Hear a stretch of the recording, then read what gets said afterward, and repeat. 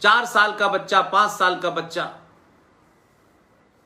जब वो हवा, पानी, घी, दूध के बारे में ज्यादा नहीं जानता, उसे कुरान शरीफ के हिस्सों को, जिसे आप सिपारा कहते हैं, उसे दे दिया। और मौलवी साहब जो शहर के निहायत ही बेवकूफ आदमी हैं, जिनके पास कुछ लेना देना नहीं है, कोई काम नहीं है, मस्जिद में सिर्फ उनको वहां नमाज पढ़ानी है, अजान देनी है, मोहल्ले के हर घर से एक दिन उनके लिए खाना जाएगा। यह परंपरा मेरे अपने जमाने तक थी। जिस मोहल्ले में मैं रहता था, जहां मैं पैदा हुआ था, मेरे घर से लगी मस्जिद थी, वहां यही परंपरा थी।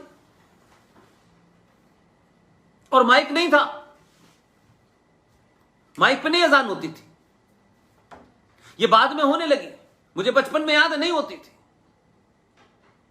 तो वो आदमी पूरे कुरान शरीफ को अपने हिसाब से उसको नरेट करके बच्चों को समझा देता है। काफिर कौन है, काफिर के साथ नहीं दोस्ती रखनी, काफिर के साथ ये नहीं करना, काफिर का कोई त्योहार आए तो उसमें नहीं जाना, मंदिरों, ये तमाम किस्म की चीजें हैं। और वो कहते भी, और हो सकता है ये हो भी, लेकिन क्या उस 4 साल के बच्चे को यह पढ़ाना जरूरी था? ये जब जवान हो जाते तभी बता देते हैं। लिहाजा जज साहब ये नहीं कह पा रहे हैं कि भाई अजान दीजिए, समझ में आता है, लेकिन लाउड स्पीकर पे ही देंगे।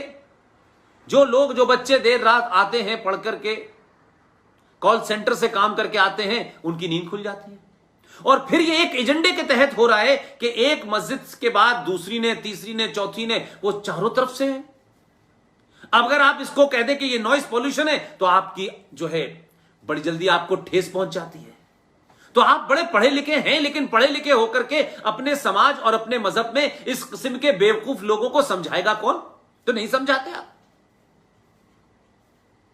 सड़कों पे नमाज पढ़ेंगे, ये भी कहते हैं कि साहब मोहम्मद साहब फरमा गए थे। ये मोहम्मद साहब ने फरमाया था, नहीं फरमाया था, ये तो अलग विषय की बात है, लेकिन ये तुम्हारी खुलेआम गुंडागर्दी है। एक सभ्य समाज के लोगों को डराने और अपनी नाजायज सत्ता को स्थापित करने की कोशिश है, जिसके लिए तुम्हें किताब का सहारा लेना पड़ रहा है। उस किताब को इंटरप्रेट भी तुम अलग अलग जगह करते हो।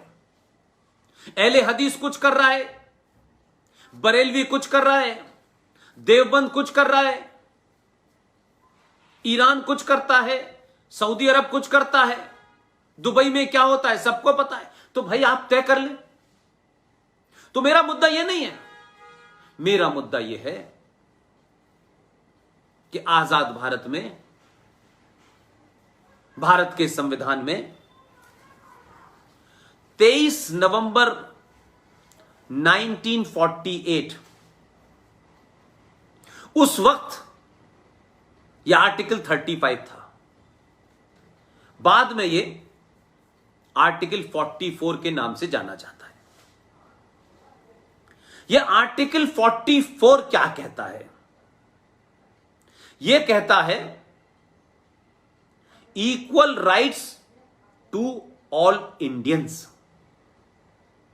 यानी भारतवासियों को बराबर के अधिकार, समान अधिकार।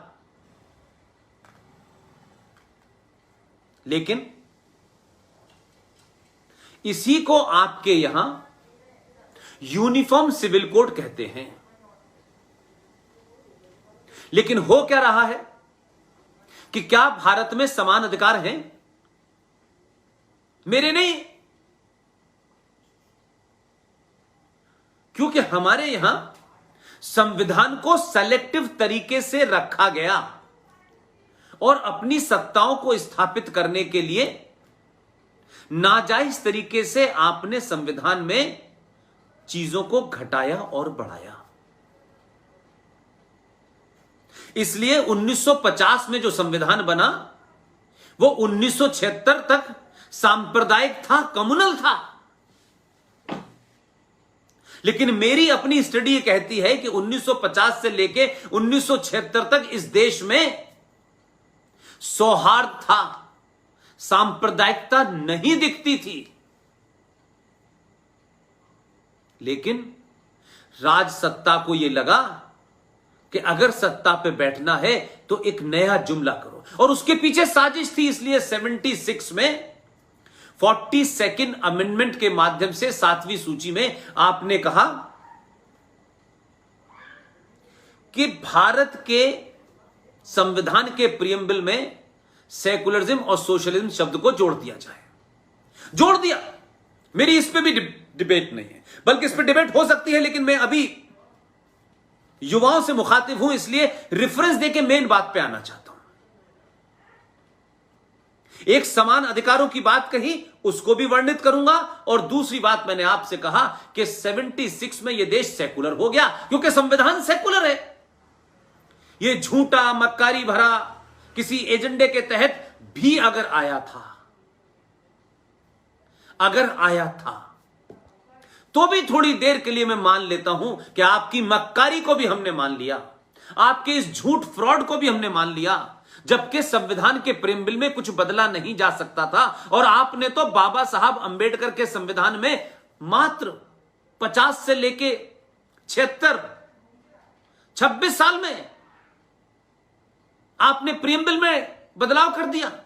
150 अमेंडमेंट किए, तो अमेंडमेंट करने के लिए तो उसमें गुंजाइश है, करिए, लेकिन प्रियम्बल में नहीं थी, आपने वो भी कर दी, मैंने इसको भी माना।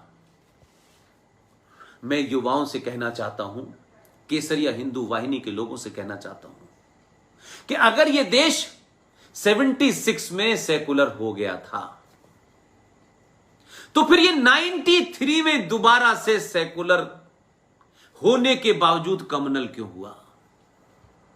कोई जवाब नहीं है। आरटीआई के माध्यम से हमारे दोस्तों ने पूछा, उन्होंने कहा साहब हमारे पास सरकार के रिकॉर्ड में इसकी कोई परिभाषा नहीं है।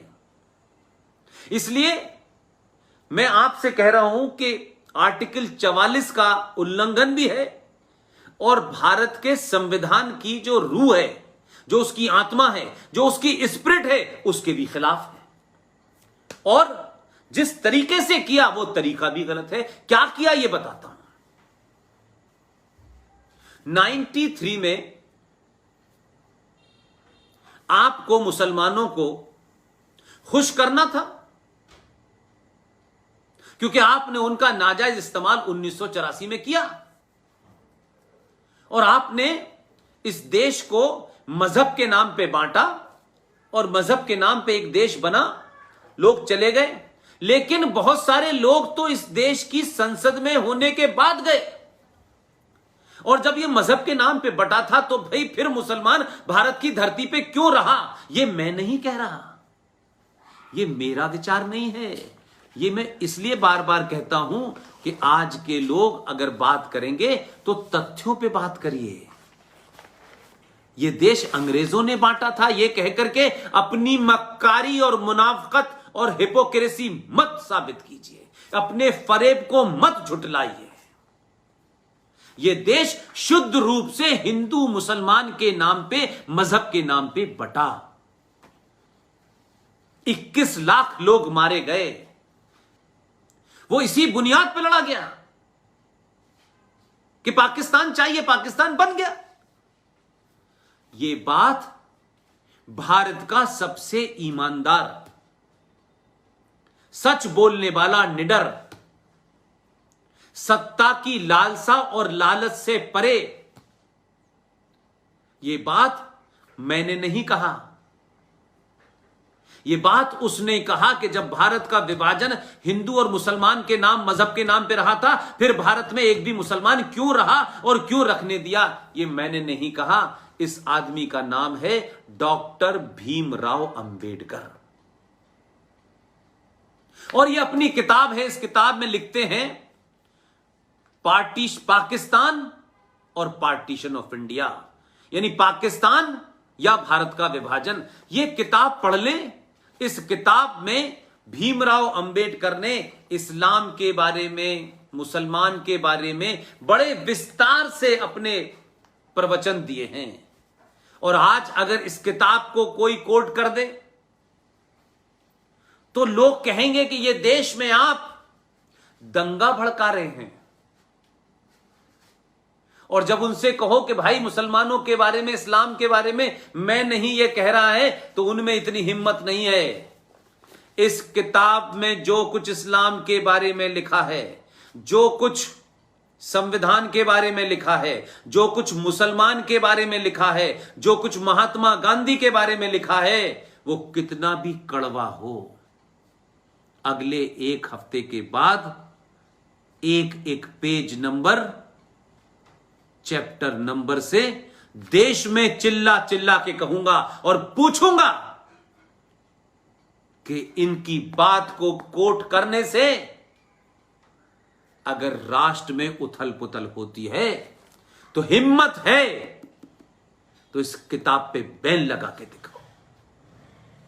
जिन लोगों ने शाहीन बाग पे बाबा साहब अंबेडकर की तस्वीर उठा के रखी हुई थी, उन मक्कारों से पूछो बाबा साहब अंबेडकर ने तुम्हारे बारे में क्या क्या है कहा है, तुम्हारी सोच के बारे में क्या कहा है, तुम कौन लोग हो।